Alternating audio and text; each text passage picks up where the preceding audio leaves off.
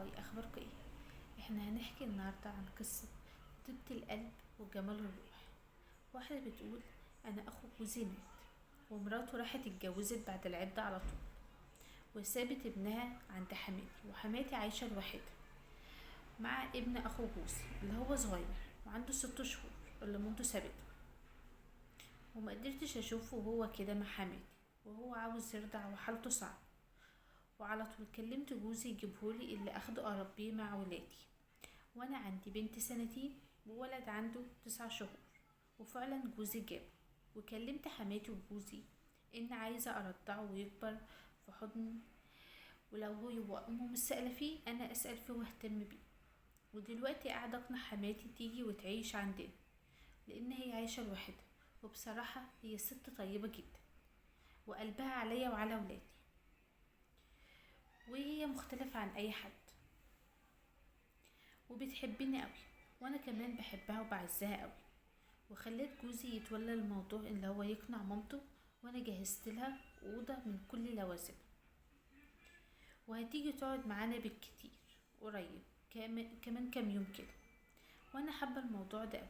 المهم اخدت ابن اخو جوزي ورحت البيت، وكنت مجهزه اوضه ومرتبه هدومه زيه زي ابن بالظبط، وبنت بالظبط بدات اهتم بيه وهو لسه صغير خالص، وبنام جنبه ومن يومين وغنيله واكله وعامله زي ابنه بالظبط.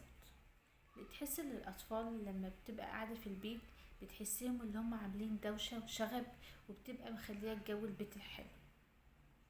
بس بيعيط، ما بعرفش ايه اللي بيحصل، بحس ان انا عاوزه اعيط معاه. افتكر اللي هو يتيم وان امه سابته ومش سائله فيه، فبقوم اشيله واضمه في حضنه وطبطب عليه، لان هو نقطه ضعف، لان هو الطفل صغير خالص. وبحبهم قوي وبحبهم يكبروا قدامي، وبحس باحساس الام. اما بنتي كانها موجوده بتقضيها على افلام الكرتون او على التليفون، وفي حضنها الببلون ما بتنزلهاش من ايدها، وبسمع لهاش اي صوت ولا بتتكلم. بصي، هي حاولي ان انتي بنتك تخليها تقعد معاكم، كلميها، لغيها، بس حكايه التلفزيون والموبايل اللي هي تمسكهم لا، هو غلط بالنسبه لها، لانها تتاخر في الكلام، مش هتندمج مع الناس اللي حواليها، هت... هتحس بتوحد. يعني ما تخليش توصل للنقطه دي. حاولي اللي انتوا لا انتوا الاربعه تتجمعوا وتقعدوا وتلغوا بعض وتكلميها، ولا ده اخوك عمل كذا وده كذا. يعني حاولي اللي تخليها ايه، اللي هي تنطق وتتكلم، بلاش تندمج مع التلفزيون والتليفون قوي. بس بجد انا مبسوطه منك، على الاقل ده ثواب كبير قوي في الدنيا وفي الاخره. وممكن هو الطفل ده هو اللي انت يعني هو يشتالك ويراعيك اكتر من ولادك. فبصراحة جزاك كل خير، خليكي كده بطيبة قلبك وروحك الحلو، اوعى اي حاجة تغير.